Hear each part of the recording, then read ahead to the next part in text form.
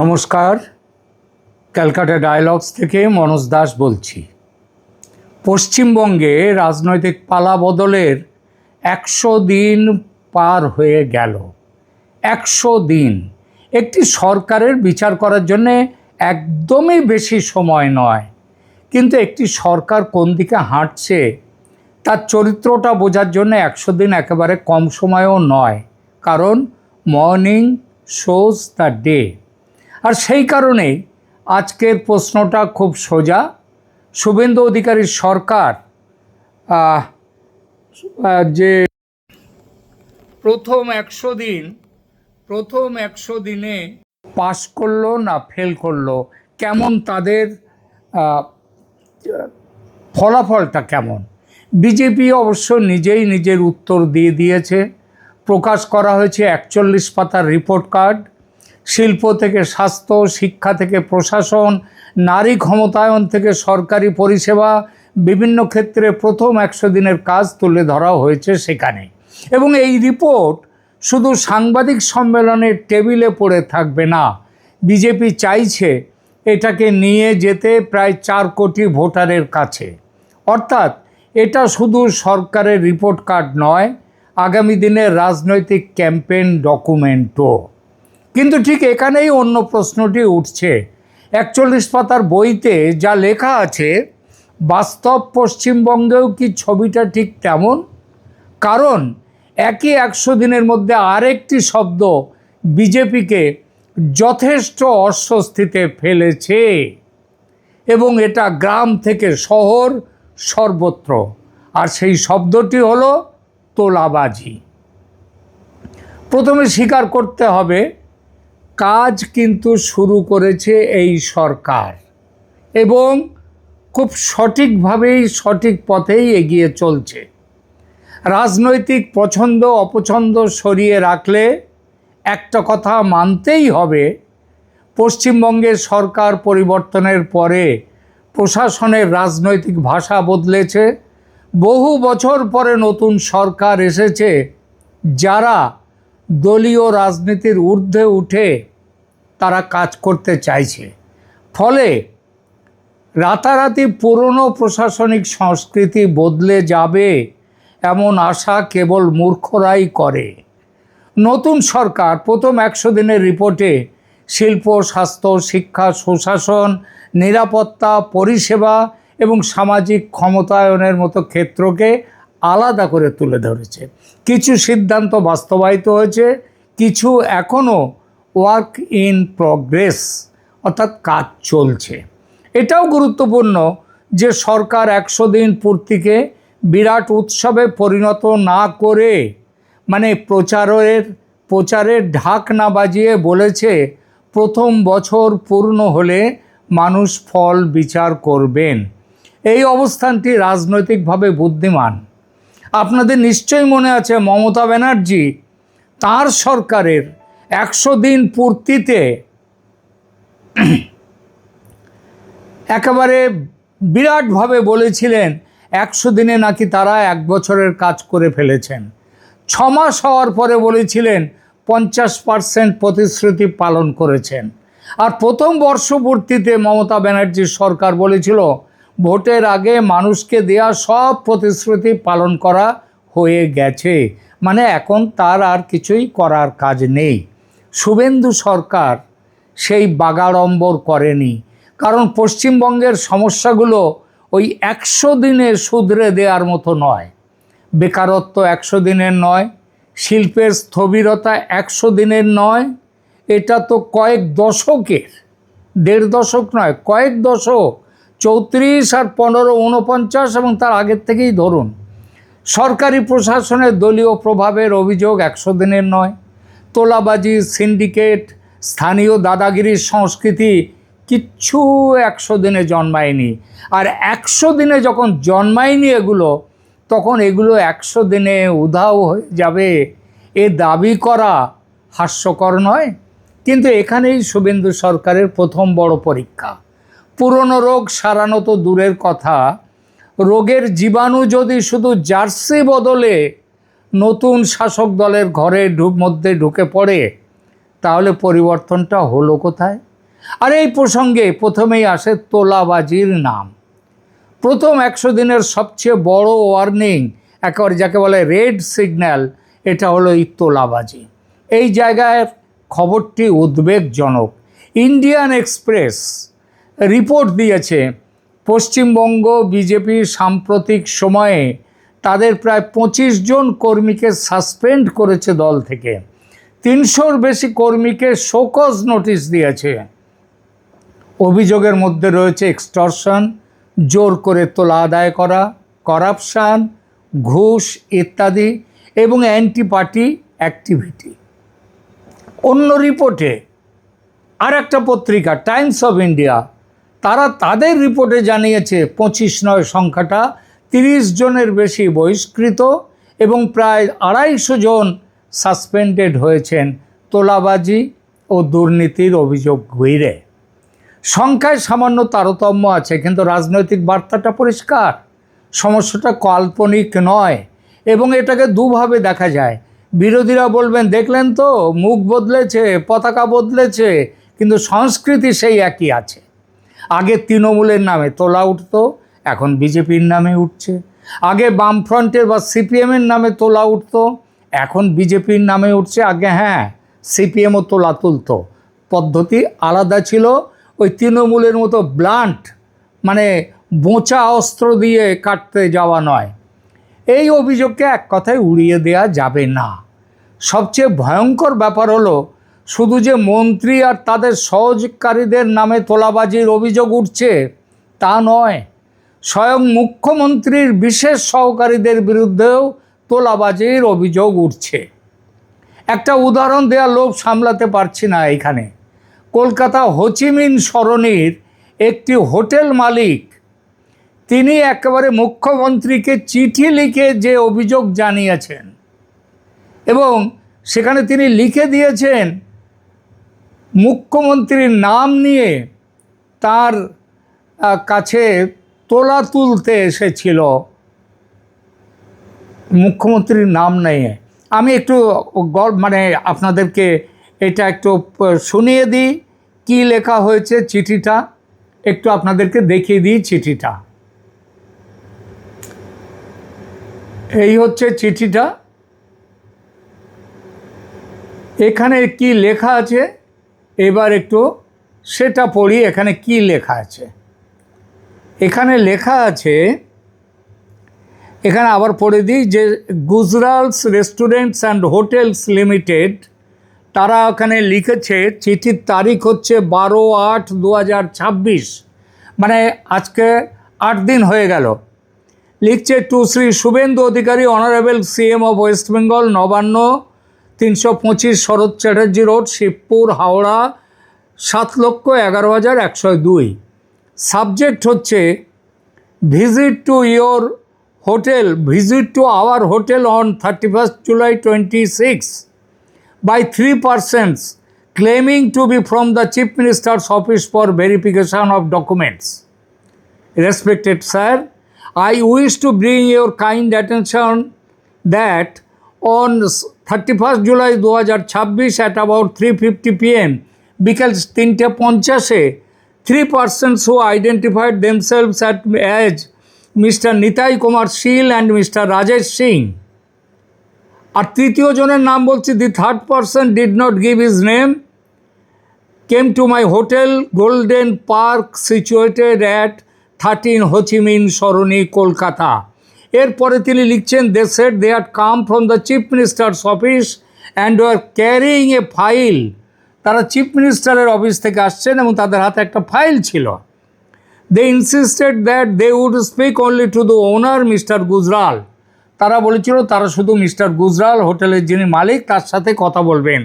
At that time I was not present at the premises, আমি সেখানে ছিলাম না। ফলে আমার স্টাফরা তাকে বলেন সেটা, এবং তখন তাদের মধ্যে তারা তাদের একটা ফোন নাম্বার একজনের আমাদের সেই স্টাফকে দিয়ে দেয়, যে ফোন নাম্বারটা দেওয়া হয়েছিল 9231434684। তারপরে বলছেন, they arrived in a car bearing number WB23G 1664 which carried a Government of India sticker and a blue beacon. Photographs of the car, images of the 3 persons at our reception are attached for your reference. মানে সেই গাড়িটার ছবি এবং যে তিনজন এসেছিল তারা যখন রিসেপশনে কথা বলছিল তাদের ছবি সেখান থেকে এই চিঠির সঙ্গে মুখ্যমন্ত্রীর কাছে পাঠিয়ে দিয়েছেন। এবং সেখানটায় কী বলা হচ্ছে, they asked to see our documents and questioned our staff about how the hotel operates after 12 midnight. রাত 12টার পরে কী করে হোটেলটা খোলা থাকে সেইটা নিয়ে তারা সেখানটায় তাদেরকে প্রশ্ন করেন। এবং তারপরে যখন তারা সেখানে ছিলেন না, on that very day 31st July, upon calling Mr. Nitai Kumar Shil, he himself informed that he had also made inquiries about our hotel at the local police station and at the excise department and asked me to meet him in a few days. মানে পুলিশে নাকি তারা সব গেছে, excise ডিপার্টমেন্টে কথা বলেছে এবং এসবগুলো বলার পরে ওই নিতাই শীল যিনি তিনি বলেছেন যে তাদের সঙ্গে কথা বলতে। এবং এর পরে লেখা আছে যে আমরা 3 দিন তার সাথে 2 দিন সেখানে গেছি। কোথায় দেখা করতে বলেছেন, কোথায় বলেছেন, asked me to meet at Nizam palace canteen. Nizam প্যালেসে নিতাই শীল বসেন আমি জানি খুব ভালোভাবে, এবং সেখানকার ক্যান্টিনে তার সঙ্গে দেখা করতে বলেছেন। কবে বলেছে? 11ই আগস্টে সেখানটা দেখা করতে বলেছেন। এবং তিনি 11ই আগস্টে গিয়েছেন, একবার নয় তিনি সেখানে গিয়েছেন কিন্তু দেখা পাননি। এবং তাদেরকে বলা হয়েছে, প্রত্যেকটা ব্যাপারে বলা হয়েছে তিনি 2বার ওখানে গেছেন এবং 2বারের কোনো বাড়ি তিনি সেখানে থাকেননি কথা দিয়েও। এই ঘটনাটা পুরো মুখ্যমন্ত্রীকে জানিয়ে দিয়েছেন, যিনি চিঠি দিয়েছেন mister Bhupinder Singh Gujral for hotel golden park 13 হো চি মিন সরণি কলকাতা 700071। এই যে চিঠিটা একেবারে সব দিক বেঁধে ছেঁধে দিয়েছেন। যারা এসছিল তোলা তুলতে তাদের ছবি তোলা, যে গাড়িতে করে এসছিল দেখুন গভর্নমেন্ট অফ ইন্ডিয়ার স্টিকার লাগানো গাড়ি, তাতে আবার নীল আলোর বাতি জ্বালানো। তার মানে এই যে কেসটা, এবং তারা বলেছেন তারা মুখ্যমন্ত্রীর দপ্তর থেকে তারা আসছেন, মুখ্যমন্ত্রীর দপ্তর থেকে। তো নিতাই শীলের নাম এখানে স্পষ্টভাবে এসেছে। এর চেয়ে স্পষ্টভাবে নির্দিষ্ট কোনো অভিযোগ হয় না। মুখ্যমন্ত্রী কি রাজধর্ম দেখাবেন? এখনও কিন্তু দেখাননি। এই চিঠি পাওয়ার পর তার কিন্তু দেখানো উচিত ছিল, কারণ মুখ্যমন্ত্রীর দপ্তর থেকে যদি তার নাম নিয়ে যদি কেউ তোলা তুলতে যায় এবং সেটা যদি তার যদি কোনো বিচার না হয় তাহলে তো জিনিসটা খুব ভালো নয়। এবার এটা তো বললাম, এবার একটু উল্টো দিকটাও বলি। দেখুন, সরকার বা দল যদি নিজেদের লোকের বিরুদ্ধে ব্যবস্থা নেয়, যেটা বিজেপি টিএমসির আমলে দেখা যায়নি, এবং যেটা ওই বামফ্রন্টের 34 বছরও কিন্তু দেখা যায়নি যে তাদের দলের নেতাদের বিরুদ্ধে ব্যবস্থা নেওয়া হচ্ছে, দেখা হয়নি, কোনো ব্যবস্থা নেওয়া হয়নি।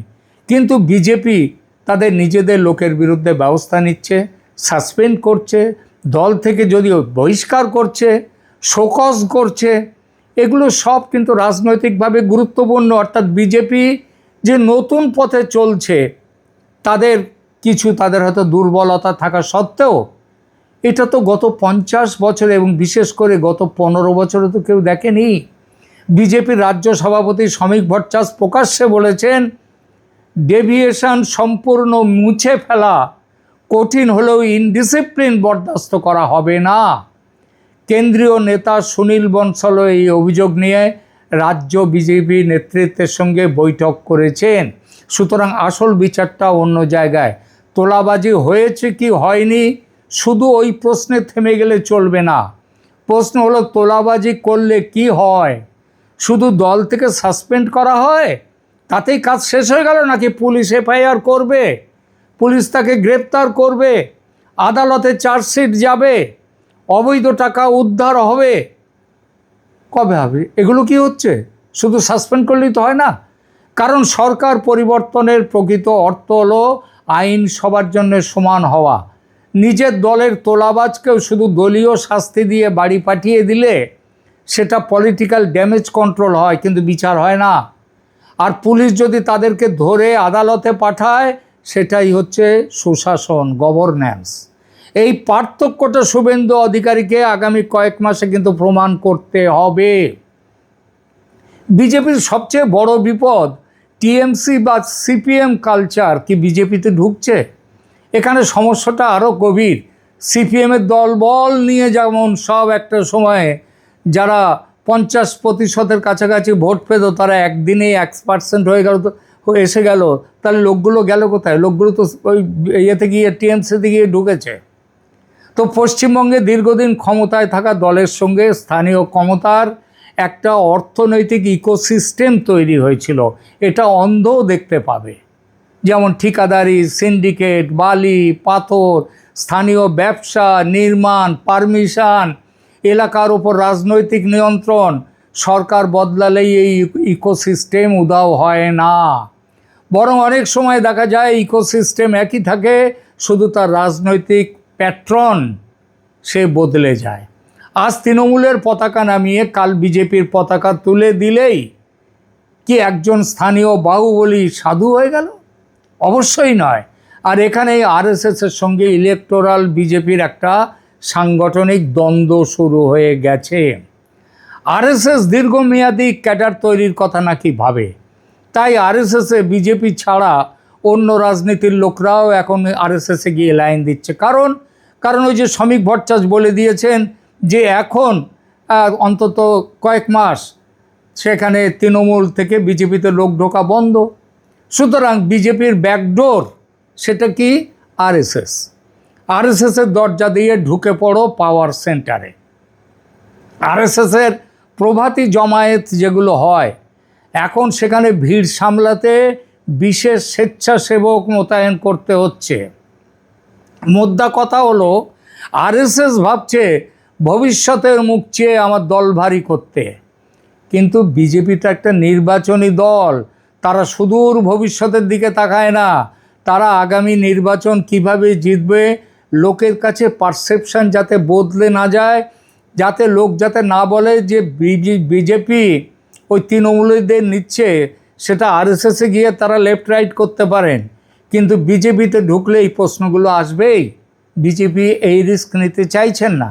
এই মুহূর্তে এমন নির্ভরযোগ্য প্রমাণ আমার হাতে নেই যার ভিত্তিতে বলা যায় যে পশ্চিমবঙ্গে আরএসএস এবং বিজেপির মধ্যে সংঘাত বা ইনস্টিটিউশনাল রাপচার তৈরি হয়ে গেছে। কিন্তু টানাপোড়েনের সম্ভাব্য জায়গা যে আছে এবং টানাপোড়েন যে হচ্ছে সেটা দেখতে পাচ্ছি। কারণ পশ্চিমবঙ্গে বিজেপির নির্বাচনী সাফল্যের পেছনে আরএসএসের কতটা ভূমিকা আছে এটা নিয়ে বিজেপির মধ্যে অনেক দ্বন্দ্ব রয়েছে। এখানে সাধারণ মানুষের সাথে একেবারে স্পষ্টভাবে জিজ্ঞেস করুন তো, এখানকার আমি নিজে সল্ট লেকে একবার ভোটে দাঁড়িয়েছিলাম, মিউনিসিপ্যালিটির ভোটে। এখানকার যারা আরএসএস কর্মী নেতৃত্বে যারা রয়েছে, তারা বলেছিল আমরা কোনো দলীয় রাজনীতির সাথে অংশ নিই না এবং তারা ভোটের কাজ করে না, এবারও করেনি। এবারেই সল্টলেকে জিতেছেন শারদ দত্ত মুখোপাধ্যায়, বিজেপির ক্যান্ডিডেট। তিনি বিজেপির মেম্বারশিপ নিয়েছেন হয়তো ওই ভোটের কয়েকদিন আগে।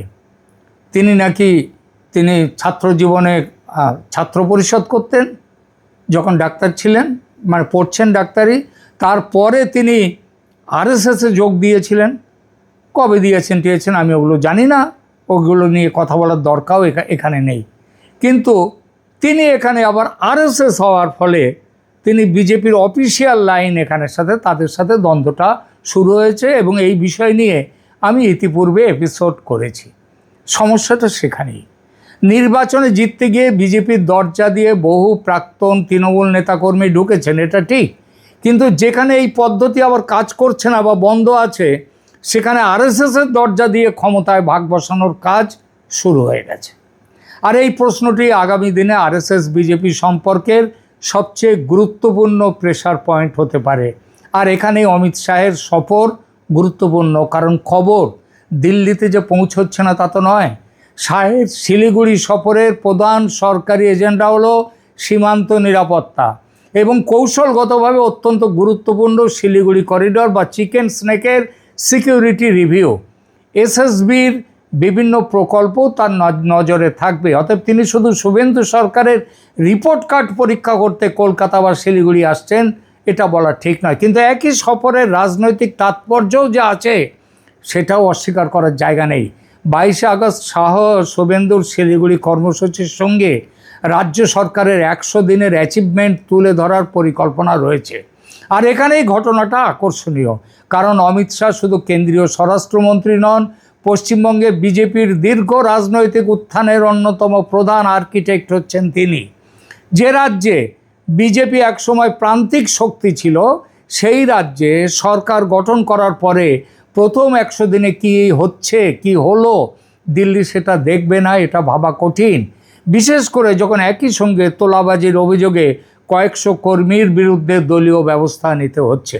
তাই আমার মতে শাহের সফরকে 3টি স্তরে দেখা উচিত। প্রথমত জাতীয় নিরাপত্তা, শিলিগুড়ি করিডর ভারতের সেন্সিটিভ স্ট্র্যাটেজিক জিওগ্রাফিগুলোর অন্যতম।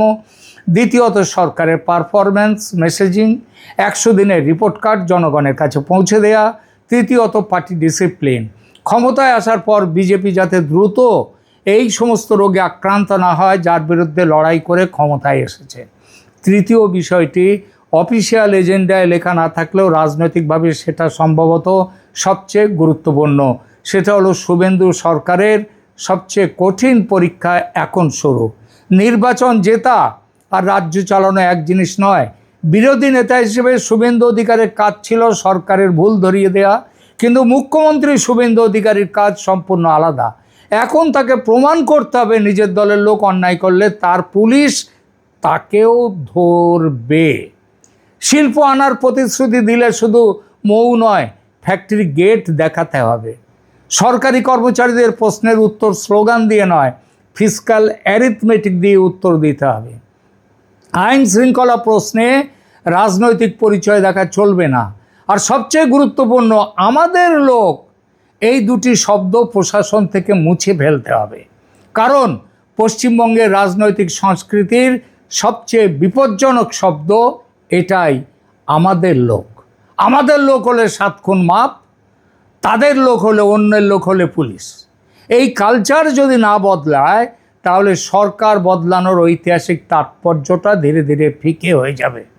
তাহলে 100 দিনের রিপোর্ট কার্ডে নম্বর কত? এবার আসি মূল প্রশ্নে, পাস না ফেল? আমার মূল্যায়ন এখনই ফেল বলার কোনো যুক্তি নেই, আবার ডিস্টিংশন দেওয়ারও কোনো কারণ নেই। কারণ হ্যাঁ, যদিও ডিস্টিংক্টলি কাজ করছে, অন্তত গত 5 বছর দশক ধরে রাজ্যের জন্য উন্নতির জন্য যেটা হয়নি শুভেন্দু সরকার 3 মাসে সেটা দেখিয়ে দিয়েছে 100 দিনে। আর সবচেয়ে বড় ব্যর্থতা কি তাহলে? পুরনো ব্যবস্থার সঙ্গে কম্প্রোমাইজ। শুভেন্দু সরকারের পক্ষে ইতিবাচক বেশ কিছু দিক আছে। প্রথম 100 দিনের কাজের হিসাব প্রকাশ করা হচ্ছে 4 কোটি মানুষের কাছে, সেই হিসাব নিয়ে যাওয়ার চেষ্টা হচ্ছে। নিজেদের কর্মীদের বিরুদ্ধে অভিযোগ উঠলে ডিসিপ্লিনারি অ্যাকশানও হয়েছে, এগুলো ভালো লক্ষণ। কিন্তু ওয়ার্নিং লাইট, লাল বাতিও জ্বলছে।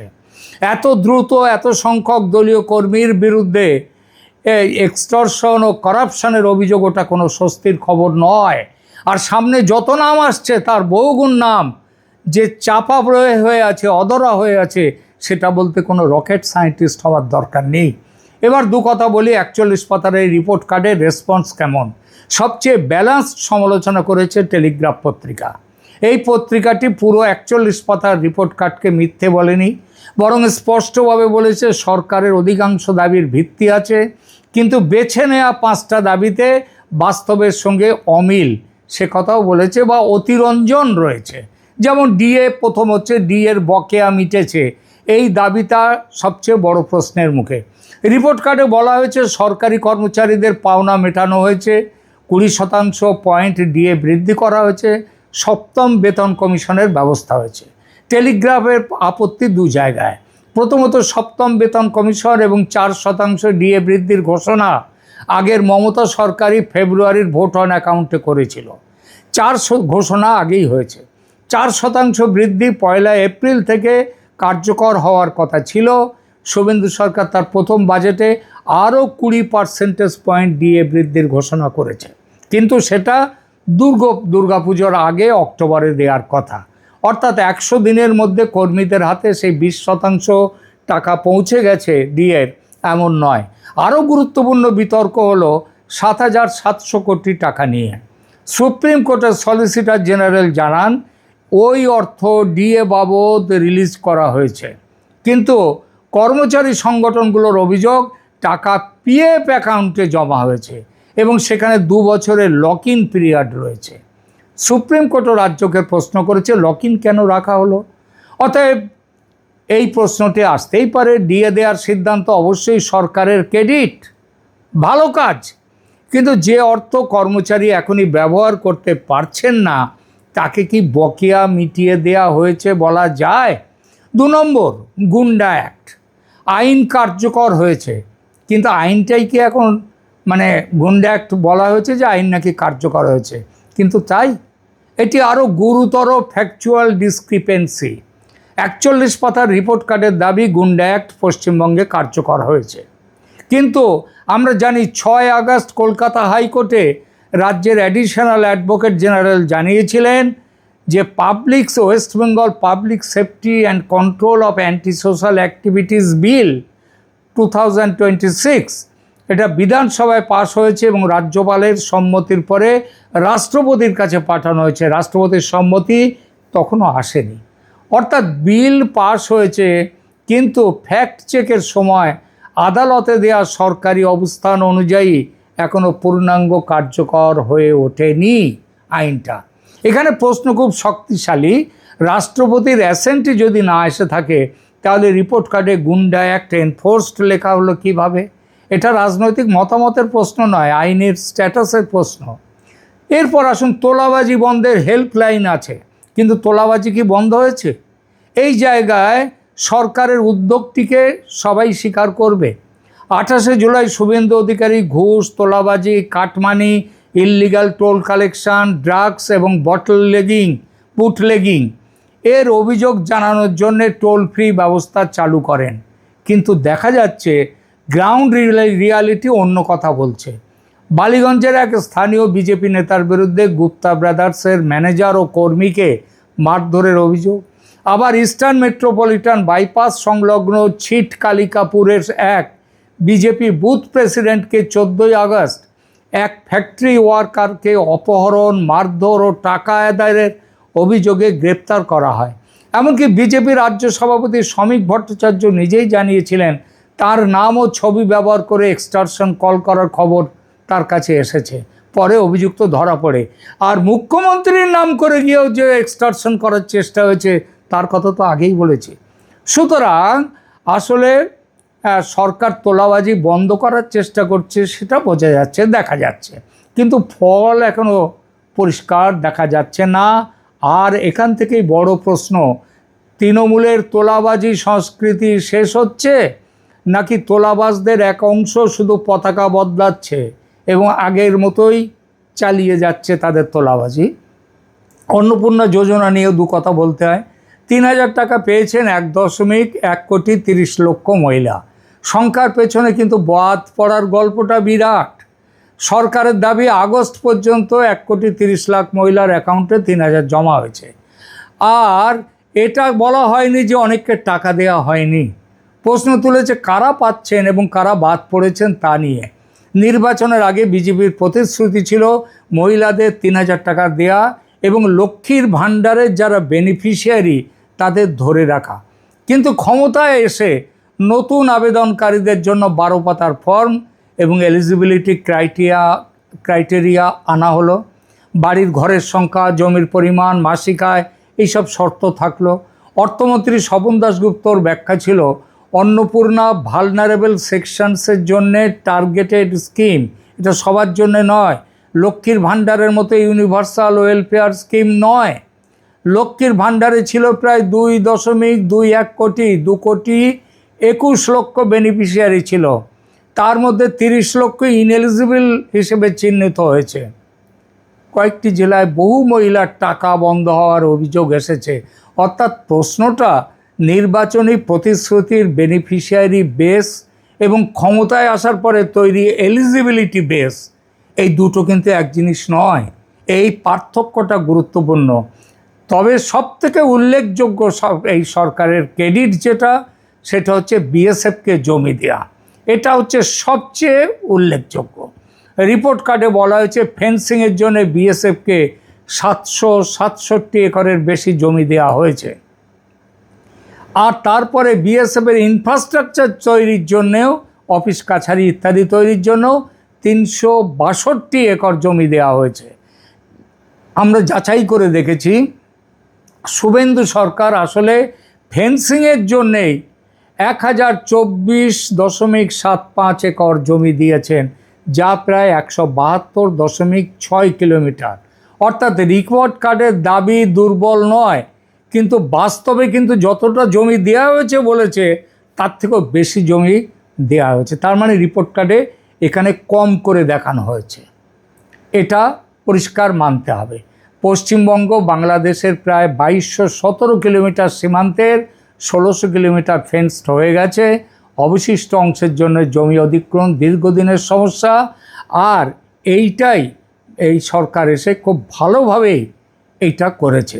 তাহলে এবার শেষ কথা কি, রিপোর্ট কার্ডে এই সরকার ফেল নয়, কিন্তু নিজের নম্বর নিজেই একটু বেশি দিয়ে ফেলেছে, আবার কোনো কোনো জায়গায় কম করেও বলে ফেলেছে। পত্রিকাটি নিজেই, টেলিগ্রাফ নিজেই শুরুতে বলেছে বেশিরভাগ দাবি মিলে যাচ্ছে এবং 100 দিন একটি জটিল রাজ্যের নতুন সরকারকে চূড়ান্ত বিচার করার জন্য খুবই অল্প সময়। পাশাপাশি শিল্পে 54,200 কোটি টাকার প্রপোজড ইনভেস্টমেন্ট, যেসব এবং দুর্গাপুর কেমিক্যালস পুনরুজ্জীবনের উদ্যোগ, স্কুলের বেসিক অ্যামিনিটিজের জন্য 296.64 কোটি অনুমোদন, এত টাকা অনুমোদন এবং অভিযোগ নিষ্পত্তির পোর্টালের মতো পদক্ষেপ, এগুলো নিশ্চিত খুব ভালো জিনিস। তাই বলা যায় 41 পাতার রিপোর্ট কার্ড ছিঁড়ে ফেলার মতো নয়, কিন্তু লাল কলম হাতে নিয়ে বসলে কয়েকটি পাতায় প্রশ্নচিহ্ন দেয়াই যায়। ডিএতে পেড আর প্রমিসডের ফারাক, গুন্ডা অ্যাক্টে বিল আর লয়ের ফারাক, অন্নপূর্ণায় প্রমিস আর এলিজিবিলিটির ফারাক, আর তোলাবাজিতে হেল্পলাইন আর গ্রাউন্ড রিয়ালিটির ফারাক, এটা কিন্তু দেখা যাচ্ছে। তবে সীমান্তে বিএসএফকে জমি দেওয়ার ক্ষেত্রে সরকারকে খুব বড় নম্বর দিতেই হবে। আপাতত এখানেই রাখছি। আমাদের এই প্রতিবেদন কেমন লাগলো কমেন্ট করুন, লাইক দিন, শেয়ার করুন, এবং ভালো লাগলে অবশ্যই আমাদের এই সাবস্ক্রাইব করে আমাদের সঙ্গে থাকুন। এখানেই রাখছি, ধন্যবাদ।